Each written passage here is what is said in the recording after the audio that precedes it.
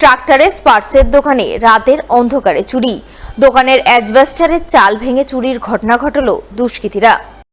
দোকানে ঢুকে হাতিয়ে নিয়ে গেল 2.5 থেকে 3 লক্ষ টাকার মালপত্র। বুধবার সকালে এই ঘটনা জানাজানি হতেই জোর চাঞ্চল্য ছড়ালো মালদার চাঁচল থানার আশাপুর রাজ্য সড়কের পাশে দোসরকি এলাকায়।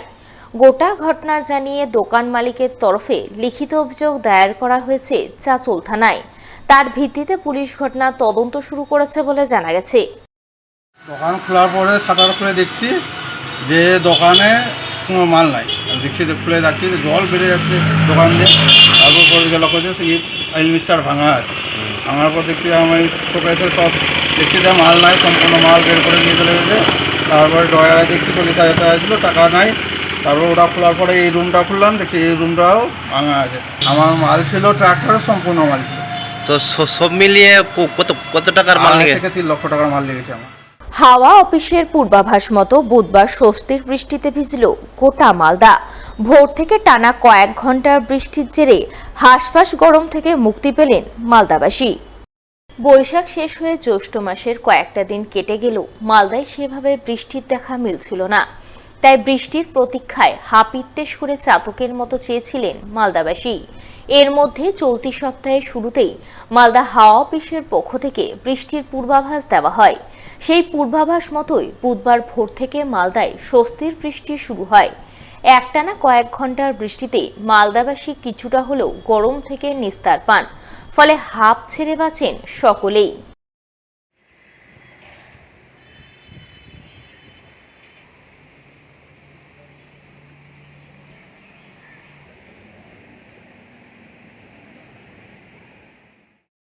এদিকে ষষ্ঠীর বৃষ্টি কোথাও কোথাও দুর্ভোগ ও ক্ষয়ক্ষতির কারণ হয়ে দাঁড়ায়।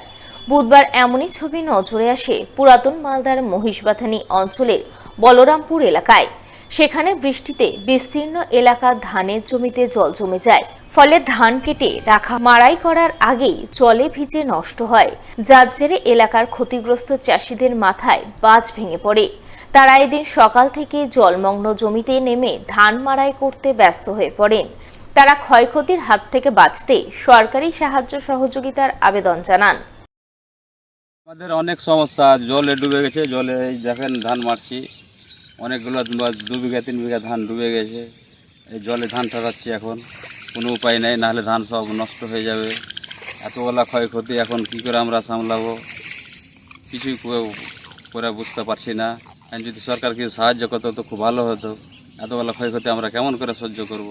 কবিগুরু রবীন্দ্রনাথ ঠাকুরের ধ্যান ধারণা চিন্তাধারাকে সামনে রেখে আলো দিশা ষষ্ঠ অধিবেশন হয়ে গেল মালদায়, যার মূল পৃষ্ঠপোষক ছিল মালদা জেলা গ্রন্থাগার।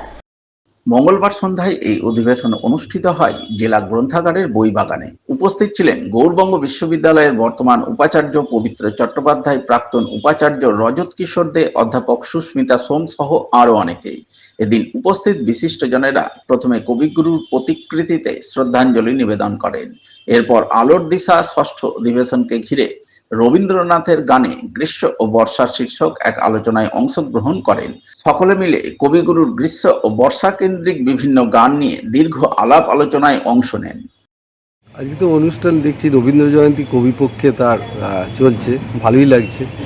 যেটা মনে হচ্ছে যে সত্যি করেই তো আমরা ঘুম থেকে ওঠা থেকে স্বপ্ন দেখা থেকে শুরু করে প্রেম প্রীতি ভালোবাসা যাই করি না কেন, পুজো করতে গেলেও আমার মনে হয় রবীন্দ্রনাথ ঠাকুরকেই ভালো লাগে। আজকে আমার একটা অনুভূতি আমার কাছে খুব ভালো লাগছে।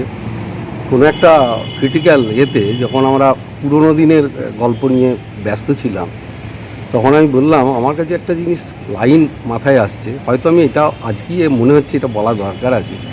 পশ্চাতে রেখেছো যারে, সে তোমারে পশ্চাতে টানিয়েছে। বুঝেছেন? এটা রবীন্দ্রনাথের বিখ্যাত। যারে বলতে চিন্তাকেও রাখা যায়। আমি যদি সেই চিন্তাটা অতীতের দিকেই তাকিয়ে থাকি, সামনের দিকে এগোতে পারবো না। অ্যাকাডেমিশিয়ানের কাজ হচ্ছে সামনের দিকে এগিয়ে চলা, অতীতের অভিজ্ঞতা নিয়ে। তো আমার মনে হয় সেটা বোধহয় রবীন্দ্রনাথও আমাকে সেটা শিখিয়ে দিয়ে। আলোর দিশার এই ষষ্ঠ অধিবেশনে আমাকে বলার জন্য যখন একটা বিষয় বলা হয়েছিল, তখন আমি বলেছিলাম রবীন্দ্রনাথের গানে গ্রীষ্ম বর্ষা ঋতু এই বিষয়ে আমি আমার কিছু বক্তব্য রাখব। এবং সেই বিষয়টা এখানে আমি রবীন্দ্রনাথের গানে বর্ষা এবং গ্রীষ্ম ঋতুর যে অবস্থান সেটারই এখানে আমার ভাবনায় তুলে ধরার চেষ্টা করেছি এবং আমি পুরোটা হয়তো সমস্ত গানটাকে ধরতে পারিনি, কারণ সেখানে বিরাট একটি প্রবন্ধ হবে। কিন্তু আমি বলার চেষ্টা করি, যেহেতু এখানে শব্দ বেঁধে দেওয়া হয়েছিল, আমাকে বলেছিলেন যে 2000 শব্দের মধ্যে প্রবন্ধটি হলে ভালো হয়। আমি চেষ্টা করেছি যাতে সেরকম একটা ছোট পরিসরের মধ্যে রবীন্দ্রনাথের গান নিয়ে একটি প্রবন্ধ তুলে ধরবো এবং সেই প্রবন্ধটি এখানে পাঠ করেছি।